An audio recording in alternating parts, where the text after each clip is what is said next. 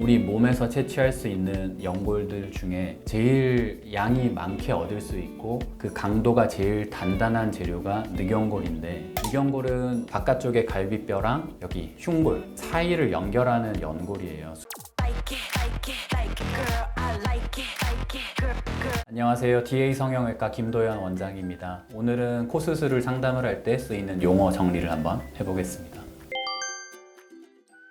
자, 우리 코는 크게 외부, 겉으로 보이는 부분이랑 코 안쪽의 부분으로 구조를 나눠서 생각을 해볼 수가 있는데, 우리 미간과 코끝 직전까지의 콧대, 그리고 코끝, 그리고 코 기둥, 그리고 코 기둥을 양쪽으로 콧날개, 이렇게 겉대 부분의 외부 구조를 나눠서 볼 수가 있겠고, 코 구멍 안쪽으로 있는 구조, 양쪽의 점막과 가운데 기둥을 이루는 비중격, 그리고 코선반이라고 부르는 구조물들, 그런 구조물로 나눠서 생각해 볼 수가 있겠습니다. 하나씩 짚어서 넘어가 보면, 자, 첫 번째는 짧은 코입니다. 코 시작점부터 끝점까지의 길이가 얼굴 전체 비율 중에서 조금 짧아 보이는 케이스를 말하겠고요. 두 번째는 긴 코입니다. 반대로 코의 시작점이 너무 높아 보이거나 코 끝의 위치가 좀 아래쪽에 있어서 얼굴 전체 위아래 폭에서 차지하는 비율이 좀 긴 코를 말합니다. 그 다음에 매부리 코라는 용어도 있는데, 우리가 콧대가, 코뼈가 많이 발달해서 높이가 높으면 앞으로 살짝 볼록형으로 튀어나오는 그 부위를 매부리라고 하고, 그 다음에 화살코라는 용어가 있는데, 화살코라는 거는 코끝의 방향이 아래쪽으로 좀 처져 있거나 밑을 향하고 있어서 코가 좀 길어 보이고 콧구멍이 많이 가려져 있고 바깥쪽에 콧구멍만 보여서 콧구멍이 마치 용 콧구멍처럼 보이는 그런 코를 말하고, 그리고 휜 코는 코끝 끝이나 콧대 뼈가 어느 한쪽으로 이렇게 넘어가 있어서 정면에서 봤을 때 코끝의 위치가 어느 한쪽으로 치우쳐져 있는 경우, 콧대가 어느 한쪽으로 치우쳐져 있는 경우, 그런 경우를 말합니다. 복코는 우리나라 사람들이 대부분이 어느 정도는 가지고 있는 모양이라고 보면 되는데, 코끝의 폭이 넓거나 코끝 그리고 콧대 그 직전에 여기 부위의 폭이 좀 넓어서 특히나 사진을 찍었을 때 코가 좀 퍼져 보이고 낮아 보이는 그런 코를 말합니다.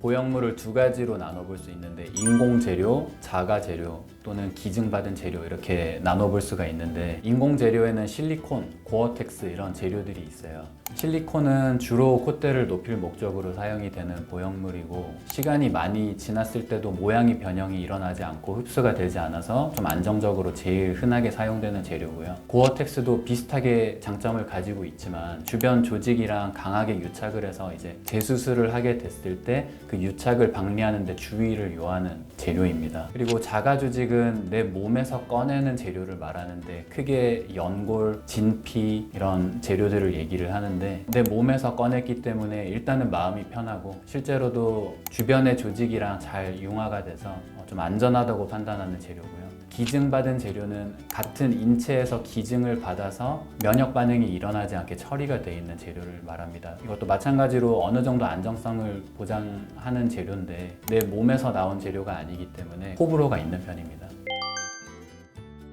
우리 몸에서 채취할 수 있는 연골들 중에 제일 양이 많게 얻을 수 있고 그 강도가 제일 단단한 재료가 늑연골인데, 늑연골은 바깥쪽에 갈비뼈랑 여기 흉골 사이를 연결하는 연골이에요. 그 연골의 일부분을 채취를 해서 끝에 기둥을 세울 수도 있고 코끝에 부족한 부분을 더 높여줄 수도 있고 모양을 조금 보강할 수도 있습니다. 그래서 우리 자가늑연골은 내 몸에서 절개를 통해서 채취를 하는 재료를 얘기를 하고, 기증받은 늑연골은 늑연골이라는 점은 동일한데 다른 사람한테 얻어서 면역 반응을 일으키지 않게 처리를 해서 통으로 이렇게 보관을 하거나 슬라이스를 해서 보관을 하고 있는 제품 형태의 늑연골을 얘기를 합니다.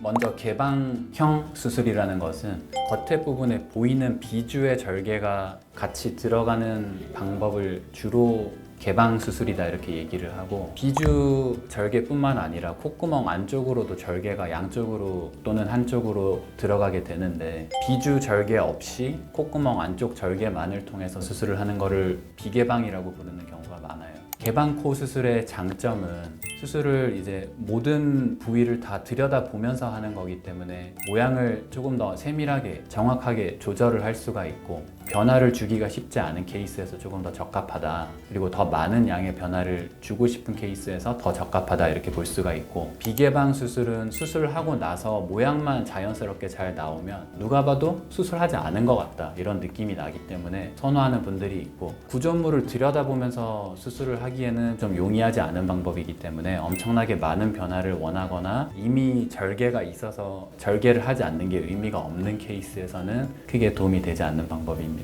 자, 오늘은 코의 구조, 그리고 그 구조를 부르는 용어 정리, 그리고 보형물이 어떤 종류가 있는지, 그리고 수술을 개방이 어떻게 되는지 비개방이 어떻게 되는지 비교를 하면서 좀 알아봤는데요. 오늘 영상이 수술을 고려하는 우리 수험생분들이랑 대학생분들에게 좀 도움이 됐으면 좋겠습니다. 지금까지 DA 성형외과 김도현 원장이었습니다. 감사합니다.